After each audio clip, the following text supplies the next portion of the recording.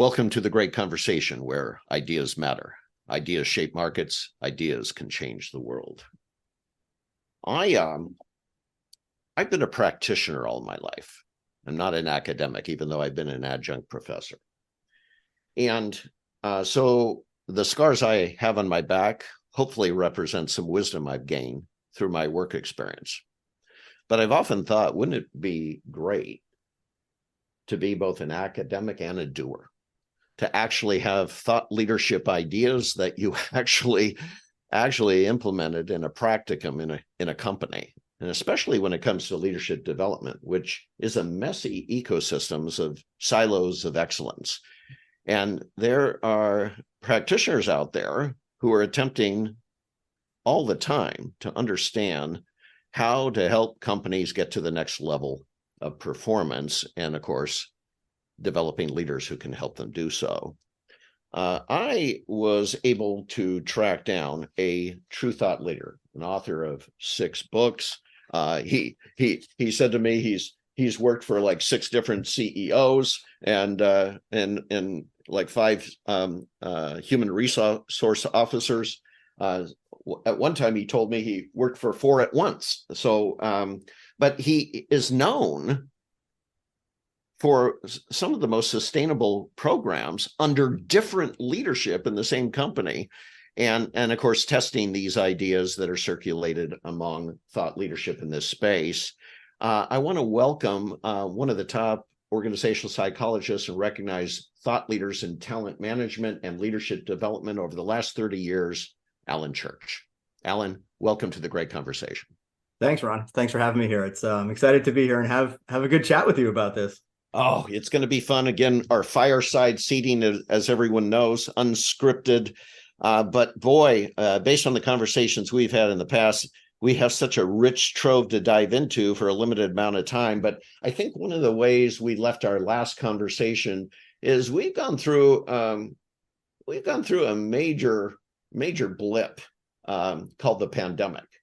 And along with other converging forces like technology, AI, the idea of work-life balance, the idea of sickness becoming a weapon in the marketplace, again, during the pandemic, you have all these different forces that actually started to, I'm going to say, actually started messing with the wires of our brain a little bit on how we think about leadership and people.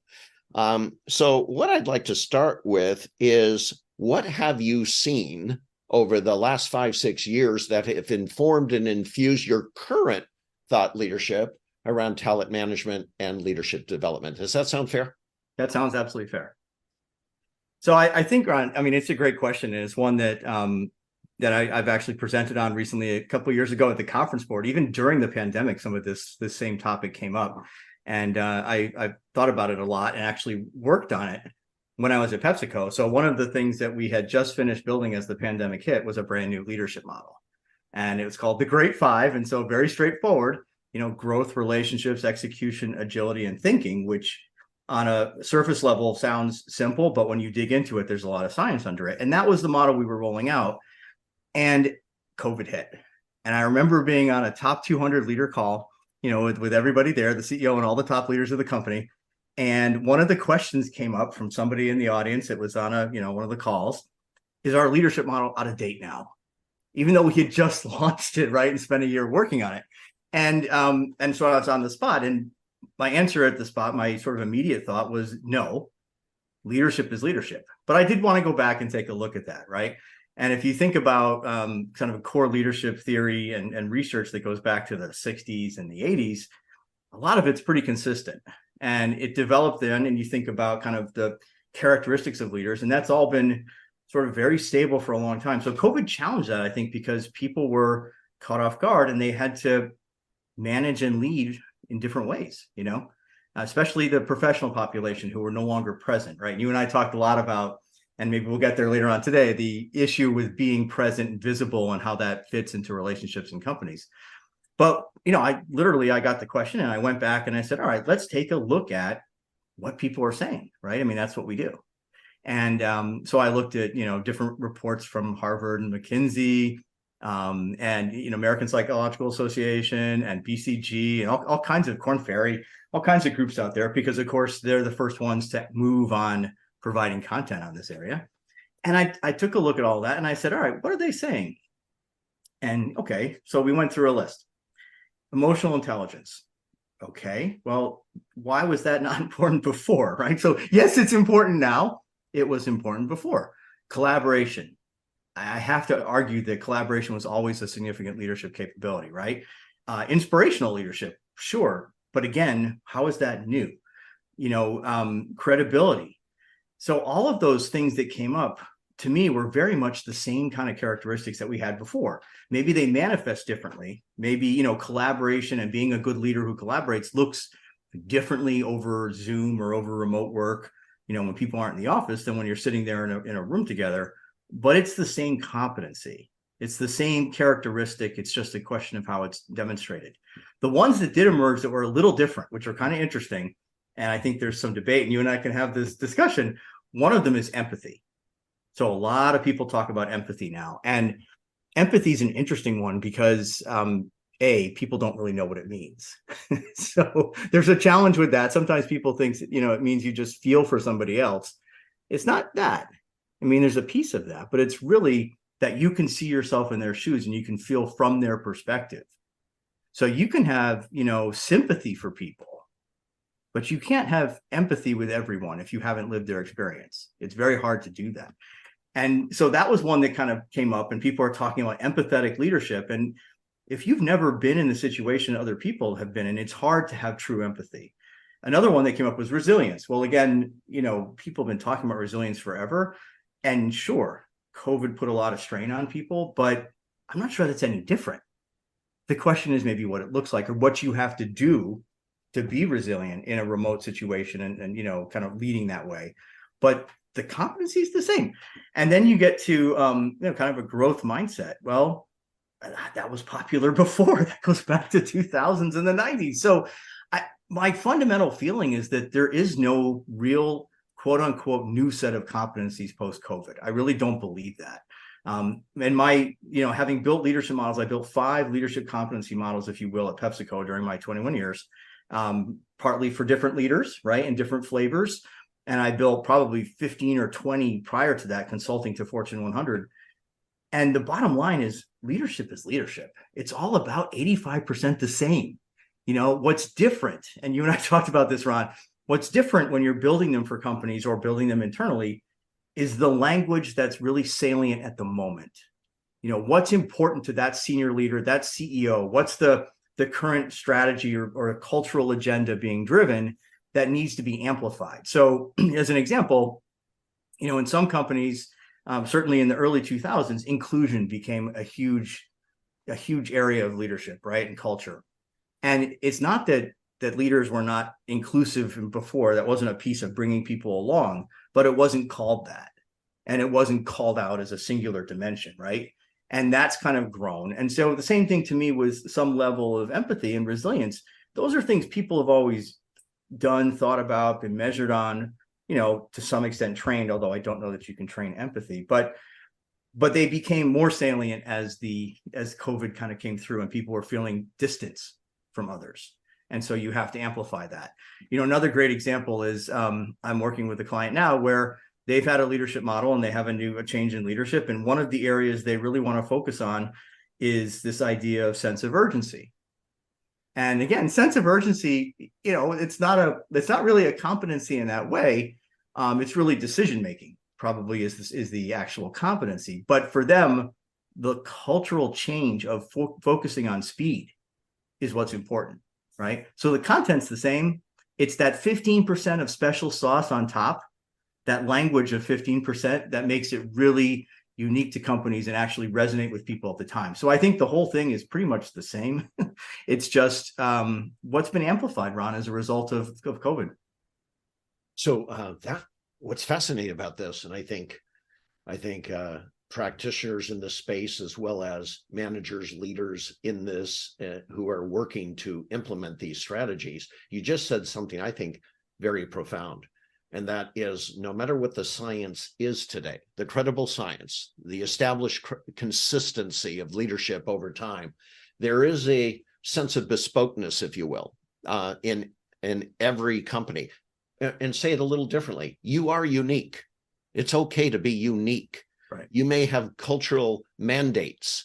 You may have a certain style of culture. You may have a market space that demands a certain degree of amplification of one or more of these traits. The role then, and I'm going to ask you how this is done, the role of the doer, the role of maybe the consultant inside the company and or the doer, is to be sensitive to the how you do that. So how would they recognize that 15%?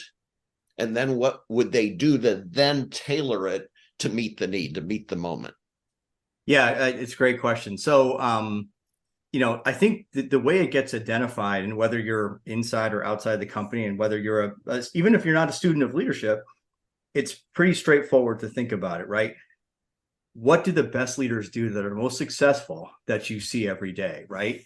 And in some cases, it may be that it's not what they've done to get there today, but it's what they're doing now, that they're reacting to the things happening that you can see is the future that you need to have, right? So it's not always about what gets you there. It's sometimes about what gets you forward. But either way, it's what's working really well for leaders and figuring out behaviorally what they do. What are good examples of behavior? And so if it's just take, inclusiveness, right? What are some great examples of leaders in your company that are being inclusive, that people appreciate, respect, see? Can you capture those, articulate them in a way that you can actually share with others and say, this is a behavior that you can do? And then ultimately, to your point, figure out how to measure it, give them feedback on it, and develop it through training or for other types of coaching, mentoring, whatever types of development experiences you want to provide for people. But it's very much a, you have to go in a little bit immersively and figure out what's actually working. Because from the outside, we can say the theory says, the research says that something's important, but how it manifests in a company can be very different. And culturally, the companies do have pretty strong cultures in some cases that are different, right? I mean, you've seen this in your work. Not everything works the same way in every company. Everybody has to deal with performance at some level, but nobody does performance management exactly the same way, right? And it's the same thing with leadership. It's never exactly the same, but there are consistencies underneath it that you can use as a baseline if you are starting to build something for a company. That's terrific. I'm almost, I can't help myself. For a second, let me go with this analogy. If your leadership development program is a product, then the best way to get a product to market is not to develop it and hope they will come, but to study the behaviors of the marketplace. Like Steve Jobs said, you don't ask them what they want. Right. You study their behaviors and they'll tell you what they need. Right. And they won't be able to articulate the future innovation. Right. So what you're doing is the same thing in a sense. You're saying, be good product managers here. You're going to develop a product called a leadership development program, if you will. Study the behaviors of the leaders that are currently being successful as your first kind of customer test case. Yeah, exactly. And I would say there's three parts to building any of these things. And to your point, Ron, the first part is, though, to say, what do we know from the science, right? You got to start with what we know, right? So you start there and that's your base. And I know every model I've ever built in my life, self-awareness is going to be a key component. It goes back to my dissertation, right, in Columbia. So self-awareness is important, and that's why data is so important in feedback. But, and being inspirational and charismatic at some level is important. There's always going to be something about that, always something about strategic thinking, whatever that is, because you need that for the business, right? And you need inspirational for people. And so there's always going to be something. So you start there, and then you do your observations, your interviews, you find out, what both the leaders think, but also what employees think. What do employees think about really good leadership that they've seen and what bad leadership they've seen in the company you're in, because that's where you're really tailoring it. And then you build your model. And then the third part, though, that we haven't talked about yet, but gets to your product manager point of view, you have to package it.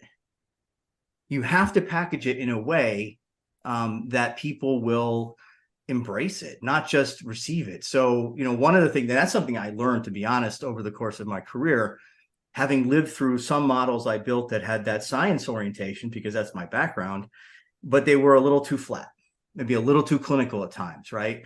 And just some of the terms might not resonate with people. They understand them, but they don't love them, And if they don't love them, they're not going to use it, right? Unless they're forced to by HR processes, which of course sometimes happens. But really, this last model that I built for me was sort of the pinnacle of leadership models in my career. And it's simple, right? It's that Great5. It's very hard to forget the word great. I mean, Good to Great was the very first book I think I read in college, that got me into this whole field in general. And Kouzes and Posner, I think, right? And so it's funny, and if you think about my career arc, that all of a sudden towards the latter part of my career, I'm coming back to the word great, right? So it's just fascinating. There you go. Yeah, it's one of the first books I read. And, we did all this research at PepsiCo for a year and did everything I said. We built our research, we did internal data, we looked at surveys, we looked outside to see what Cutting Edge was saying in terms of other companies, et cetera. And we packaged it and I presented it. And my CHRO said, Alan, this is great. I love the science. Thank you. And then 6 months later, I got the call and he said, Alan, I can't remember your model. And if I can't remember it, I can't use it. And I said, you know what, Ronald? So this is Ronald Shellikins, who is my former boss and CHRO of PepsiCo. I think he's just retiring now, but he said, I can't remember it, Alan. And I said, all right, give me a couple of days. So we go back and we do a little ideation, a little bit, and tried a bunch of words and acronyms. And in the end, and maybe this is specific to my former company, PepsiCo, right? Because of sales and marketing kind of flavor. So maybe that helps. But we came back with the word great. And again, it's very hard to argue that you don't believe people should be growth oriented, right? That they should focus on relationships, that they should be able to execute. For PepsiCo, that was actually kind of speaking to bespoke elements. Some companies would say execution is not a leadership competency. For PepsiCo, growth engine, it is. Execution is a leadership competency there. Agility, you've got to be able to be agile. And COVID was a piece of that. And thinking. And the thinking is very simple. But it underneath thinking, there's horizon 1, 2, and 3. There's strategic thinking. There's operational thinking. All the good stuff underneath that we can measure and give feedback on. But at a high level, tell me a leader shouldn't be growth oriented, right? Execution mindset and agile and relationship focused and be a thinker. Period. And it worked, and they love it, and it's still going strong now. 4 or 5 years after we launched it, it's still there. It's embedded in all the assessment tools. It's in everything. It really has worked out to be, I think, the best model I've come up with in my career. For someone like you, again, following that, I tested that analogy. And again, a great product manager can get all the features and functions nailed down by studying the behaviors of their customers. They develop the product, but then if it's kind of like, was it Drucker who said, but if you can't market it, you're not going to, if you can't sell it, it's not worth anything, right? I don't care how well you nailed the product. So you actually have created, and what you're urging for your peers is to learn how to sell it. Yeah, and you can sell it with science. And I know a lot of my colleagues in the IO psychology field and organization development fields would say we sell it through science. And some organizations really appreciate science. Like I guarantee you, some of my colleagues in the old days in pharma, they appreciate science, right? Some companies less so, but that's not enough. The selling through science says this is great to be something that's grounded. This is an important model that we can use because it has a basis in research, but they still have to be able to remember it, to use it. It still has to be there for them, right? Easy to remember. And things like having more than 7 is just a no-no. We know from early psychology, most people can't remember more than 7 plus or minus 2 things, right? That's the range. And 7 is outer range for most people, I think, these days. So 5 is a great number, right? So if you have 9 competencies or 11 leadership competencies, forget it. Nobody's going to remember them. If you have 5, maybe 7, you can have a conversation with people about leadership without all the tools you have to have, even though you know that this is based on good stuff, right? And that's kind of the difference. Alan, I study market ecosystems in my practice. And what I'm trying to do is understand the influences around the transactions of value for a particular class of product or service. That's what I do for my clients. I also look at the mind of the investor to see what ideas are coming forward in the future, so I don't get caught with my pants down on whatever strategy I help the company with. So I want to know what's happening in the future. And you're constantly looking at the future too. But what I love about this is, as you're saying to your peers, you can sell a program to HR in many companies just based on the science, but it doesn't mean it will stick. That's right. It doesn't mean it will stick, because the normal employee doesn't care about the science. Yeah, that's exactly right. And it's, and again, I do think it's a little bit, Ron, the experience of being in a marketing company for 21 years has kind of convinced me of that, right? Because there's this whole belief from a lot of organizational psychologists, and rightfully so, I think, that, change in organizations, and that includes new leadership constructs, new vision, new values, new strategy, has to be driven from the top. I mean, there's a bottom-up mentality, sure, but to have a true direction that everybody's going to follow, it requires CEO engagement, if not actual visible endorsement and use, right? I mean, it's not CEO sponsorship. We always say, oh, you need the sponsor. That's not enough, right? CEO's got to live the stuff and talk the stuff. But if it's just science and you're just selling to HR and the CEO doesn't really care, they appreciate it, but they don't live it, they don't believe it, it's not going anywhere. And if employees don't feel it, it's not going anywhere. So you need managers, the CEO, the C-suite, everybody to say, this feels right for my company. This feels right for me. And therefore I'm going to use it. And that's the sweet spot if you can get there. Yet based on science, based on good stuff. So we know we're not missing things, right? We're not just making stuff up. We're using the science to ground it and then flavoring it with what's going to fit for people and doing it in a way that's really going to have an impact. Because what you want is this stuff to really be used, whatever the framework is, to make leaders better, right? To make them more effective today, to make them better positioned to learn and grow into the C-suite of the future, and to make it better for employees overall from a culture point of view and from a career growth and development of themselves. That's the goal, right? It's not just to have the best model ever. It's to have the best model that has the best impact on a company in a variety of micro, meso, and macro ways. And that's why you're unique. You sit on a treasure trove, peer review ideas, books that you've published, and yet at the end of the day, you walk into that C-suite and you realize you have to be the great translator. Yeah, it is a translation. It's an exercise in translation for sure.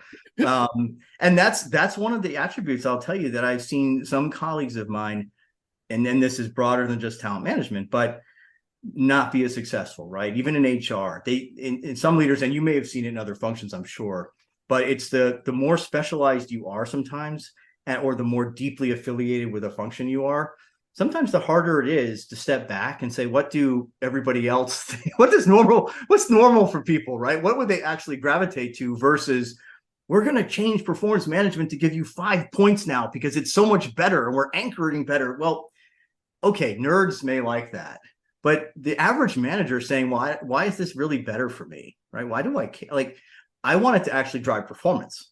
So if you can tell me that it's going to work, then great. Then it's that same mentality, right? You need to have a mentality that your end user needs to use this and wants to use it. That's what you have to find a way to get to. Well, and let the language go, right, Ron? Let that nerdy language go outside of your nerd world, Well, learn the language of your customer. Yes. Learn the language of your customer, and then translate and amplify the research against that. Which begs the question, though, because you've worked for so many CEOs and CHROs, and what begs the question is, I'm sure this comes up in the early stages of developing their program, but they want something out of it. They want some analytics out of the program that tells them that the money they're spending on this is working. What do you see any consistency there? Because you've seen consistency in the application of leadership traits over time. Do you see any consistency of all the CEOs you've worked for, the kind of performance benchmarks they want you to deliver? And then I'm going to ask you, how do you deliver them? Yeah, well, I think the same basic things that they're all looking for are pretty consistent, right? I mean, all the leaders I've worked for have wanted to say, I want to see impact from the work we do, right? So I want to see, that providing feedback to people delivers better leadership performance of some level, right? And so that can translate to, business performance, yes, but that's actually a misnomer sometimes, because I think business performance isn't directly related to us developing leaders. Not immediately anyway. That's a longer term prospect, and that's kind of why it's hard to sell sometimes. But what you can see is leaders getting better, right? Feedback on leaders getting better, people seeing them as better leaders, them growing into larger jobs where they are effective in the future. And that's really the key metric, that if you give people feedback and you help them grow and they take on larger roles in the organization and they are successful in those larger roles, and you've played a part in helping shape their behavior to be that way, that's great success, right? And so I'm really proud of the fact that, I can look back and say that I worked with, over top 200 of the people at PepsiCo. We work with thousands of leaders there, but a lot of the leadership currently running the company are people that I had worked with at one point in their career to help them be better. And I can't give credit for all of their success by any means, but I like to believe that having given them feedback and helped them think about themselves as better leaders has led to them being more successful over time. And I think that's a key indicator in that context, right? Now, I know you're supposed to ask a question, but I do have a part two for you. So go ahead. You ask your first. No, go ahead. Let's do part two, and then I'll come back. So I think that's sort of the reality of living it, right? And a colleague of mine, Karen Paul, who's in talent management at 3M and been there a long time, said it really well one time to me at a conference. We know we've been successful in our field if the CEO of the company is someone that we groomed at some point along the way, right? If that person steps into the job, we did a great job. The system did a great job getting them there. If we had to go outside, something probably happened. Doesn't mean we all failed, but it means we didn't develop the right way, and it doesn't mean we picked the one person was going to be it. It doesn't mean like we knew when they were 20 years old. It's more that we helped develop a cadre that gets there, and that's important. On your other side, though, metrics. Yeah, the metrics that are standard that people do look for these days, it's things like they look for performance, but they also look for promotion rates. Do the people that you give feedback to get promoted faster, right? Are they more successful in the higher level jobs? That's really about potential. Do they have things like reduced turnover of their teams? Are they better at maintaining and managing and retaining leaders? Do they develop other leaders themselves? So you can kind of look at percentages of their talent and what happens to their people. So there's some metrics like that are pretty consistent. They're not always easy to measure on. And honestly, there's, from a pure science point of view, there's a lot of other factors that go into it besides just the feedback we give somebody, right? But in the end, if you build a robust system with good feedback, you have leaders who appreciate feedback and who want to work to be better.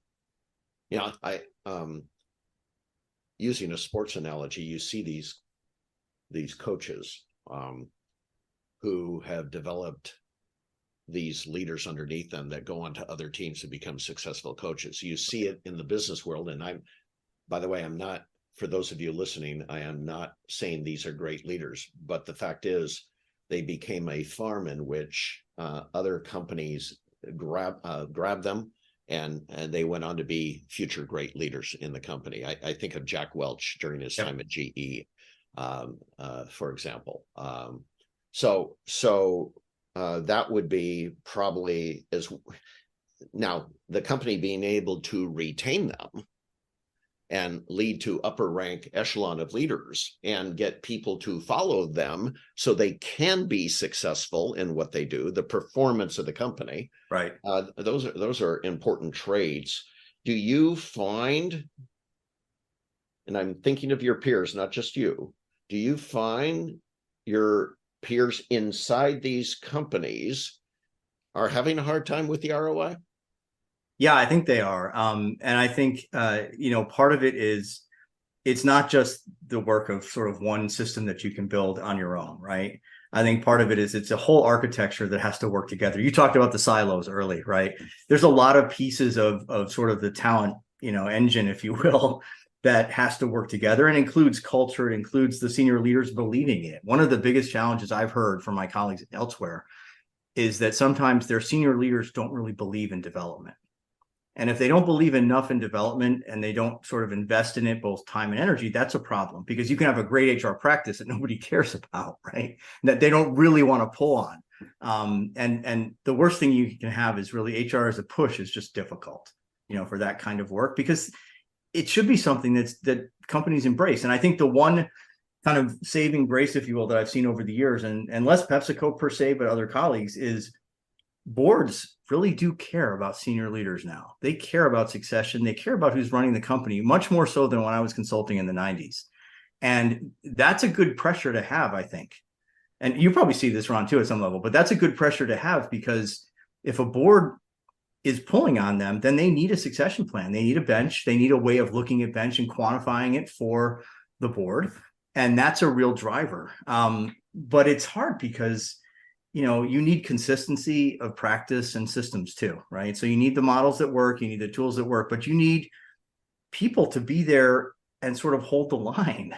So one of the things that, again, was kind of unique from my experience at PepsiCo is I was in largely the same area for the 21 years, and my teams rotated around me. My leaders rotated around me, but a lot of the architecture, as you outlined in the beginning, carried through for that whole time. So the way that we believed in feedback, we had different tools, we changed the tools, changed the models. But the fact that we always had feedback tools, the fact that we always had leadership programs, the fact that we always had performance management, that we always had culture and engagement types of tools that people wanted that data from, was really important, because it became part of the fabric. And I think if you don't have some of that, and you don't have this fabric of talent and fabric of data and fabric of feedback, it's hard to maintain a sustained engine of development, and leadership development is not a short-term thing. You don't just give somebody feedback. One of the biggest things I've always found interesting is some leader will say to me, well, Alan, give them some feedback and make them better. And then 6 months later, the question is, well, why aren't they better? Why aren't they performing? Well, they're not going to change their behavior overnight, right? These are senior people, even mid-career, who are successful. They've been leading their whole life. It's going to take time. But if you have an architecture where people believe in feedback and believe that change is good and being better leaders is a good thing, that can have the impact that you want. I'm being interviewed. This is a case, a scenario. I'm being interviewed to put in a development program. I want to ask some questions. You tell me how many I ask to qualify whether the leader who's hiring me actually believes in development and is willing to hold the line over the long game. What are the questions I ask? Yeah, the first question I think is I would ask, what is your business strategy, honestly? And if they can articulate it in a simple way, that's helpful, because half the time I would argue some people don't know what that is. And I know that's your specialty, but it's that's a key one. And the next question is, what's your talent strategy and your leadership development strategy against that? And if they don't have one or haven't really thought about it, that's a giveaway right there. Right? If they do have something, they tell you, oh, we need, whatever it might be, you can listen to it. If it has a couple of points, great. But then I would ask them, okay, so how do you operationalize that? How are you bringing that to life? Right. And there's a lot of ways, as we've talked about on this conversation, where you can do that: performance, training, feedback tools, whatever, experiences, different jobs, whatever it is. But I'd want to hear how that's articulated, and I'd want to hear some examples of things that really worked, really happened. And then I'd say, okay, the last one, I'd say, so what is your vision for the future of this work? And how can I help? And if it's, I want somebody to come in here and really, execute this really well, or continue the journey. Okay. What does that really mean? Right. Do you have the science? What are you trying to do exactly? And so those are the ones that and I guess the last one would be, what kind of resources do you put against this too, right? In the end, because the final question has got to be, you talk a good game, you have a good model, right? You say you've got stuff, you're giving me some examples, but are you committed to it to the point that you've got resources and leadership against it? Yeah, which is that's the investor value proposition, right? Yeah. So they have to show they're investing in it. As the final one. But you said something so profound. There's this old thing, I think it was attributed to Drucker, Not sure he ever said it, like most attributions. But you've heard it. Culture eats strategy for breakfast. Yep.